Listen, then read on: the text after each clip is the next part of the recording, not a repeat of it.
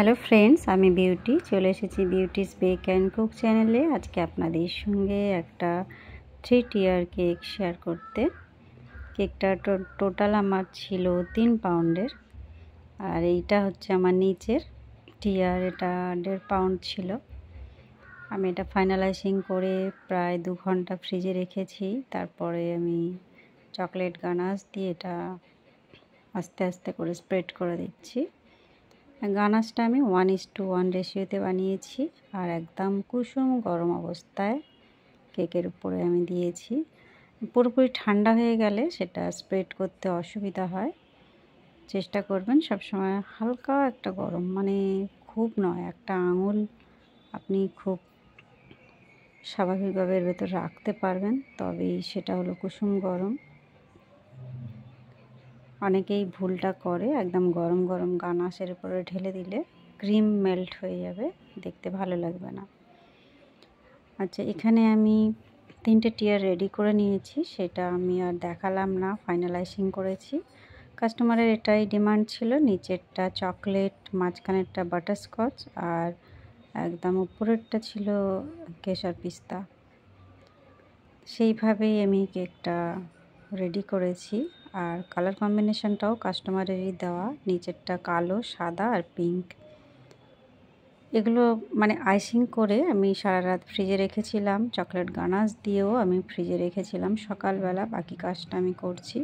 সবসময় চেষ্টা করবেন এরকম 2 টিয়ার 3 টিয়ারের কেকগুলো যখনই অর্ডার আসবে, অনেকটা টাইম ধরে কেকটা যেন ঠান্ডা হয় আর কি, ফ্রিজে রেখে দিতে হবে, তারপরে এটাকে রেডি করতে হবে। আর প্রতিটা স্টেপে কিন্তু আমি ডাবল ব্যবহার করেছি, যাতে নিয়ে যাওয়ার সময় কোনোভাবে কেকটা নষ্ট না হয়ে যায় বা একটা থেকে অন্যটা সরে না যায়। অনেকেই আমি দেখেছি উডেন স্টিক ব্যবহার করেন, এটা অনেক ক্ষেত্রে রিস্ক হয়ে যায়, কেননা মজার ছলে অনেকে কেকের মধ্যে মাথাটা ঠুকে দেয় আর কি, সেক্ষেত্রে অ্যাক্সিডেন্ট হওয়ার সম্ভাবনাটা বেশি হয়ে যায়। আমি সেই জন্য সবসময় এরকম মোটা স্ট্রই ব্যবহার করি। আমি উপরটায় হালকা করে একটু ড্রিপ দিয়ে দিলাম, যেন প্রত্যেকটা স্টেপে একটু করে কালোর ছোঁয়া থাকে। মানে যেহেতু আমি নিচে চকলেট দিয়েছি, তাই ভাবলাম চকলেটটা প্রতিটা স্টেপে একটু করে দিলে সেটা কালার কম্বিনেশনটা ঠিক থাকবে। অ্যাকচুয়ালি 3 তলা কেক করতে গেলে 4 পাউন্ড হলে সেটা তবু একটু দেখতে ভালো লাগে, কিন্তু 3 পাউন্ডে 3 তলা কেক পুরোপুরি যেন আমার মতে ঠিকঠাক লাগে না, মাপটা যেন ঠিকঠাক আসে না। একটু করে গ্যাপ থাকলে একটা থেকে অন্যটা দেখতে সুবিধা হয়, মানে দেখতে ভালো লাগে, আর মানে কাজ করতে সুবিধা হয়। একটু করে গ্যাপ থাকলে ফুল টুল দিয়ে একটু অন্যরকমভাবে করা যায়, কিন্তু এটা একদম এতটাই কম স্পেস আমি পেয়েছি যে সাইডে ফুল দেওয়ার আর জায়গায় পাইনি। সেই কারণে একটু অন্যভাবে প্ল্যান করে কেকটা করলাম আর কি। উপরে কয়েকটা গোলাপ করে দিয়েছি।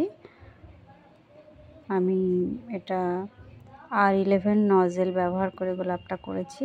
যে কোনো বড় সাইজের রোজ নজেল নিলেও এই ধরনের গোলাপ হয়। আর একটা করে বর্ডার করে দিচ্ছি, এটা ছোট সাইজের স্টার নজেল দিয়ে। এই মাঝখানে স্টেপটায় আমি নামটা লিখে দিচ্ছি, কেননা এখানেই ভালো লাগবে নামটা লিখলে। এটা চকলেট গানাশ দিয়ে লিখছি। চকলেট গানাশটা আমার একদম স্মুথ, যার জন্য লিখতে আমার বেশ সুবিধাই হয়েছে।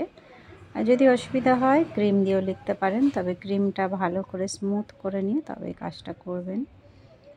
বাকিটা আমি যে ছোট ছোট হার্ট বানাচ্ছি, এটাও চকলেট গানাশ দিয়েই করছি। অ্যাকচুয়ালি ক্রিমে কালো রং মিক্সড করলে এত ভালো রংটা আসে না, গানাশ দিয়ে যেটা আমরা সহজেই করে নিতে পারি।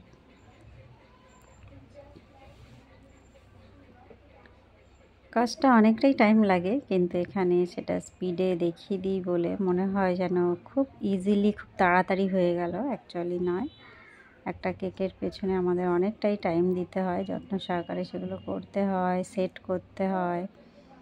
এই যে 3 তলা কেক, এটার জন্য আমাকে আগে থেকে প্ল্যান করতে হয় কিভাবে করব, কখন করব, ফ্রিজে কতক্ষণ রাখবো। প্রতিটা স্টেপ আমাদের ধীরে ধীরে প্ল্যান করেই করতে হয়। যাই হোক, অনেকেই এটা বোঝেন না, মনে করেন সব কিছুই হয়ে যায়।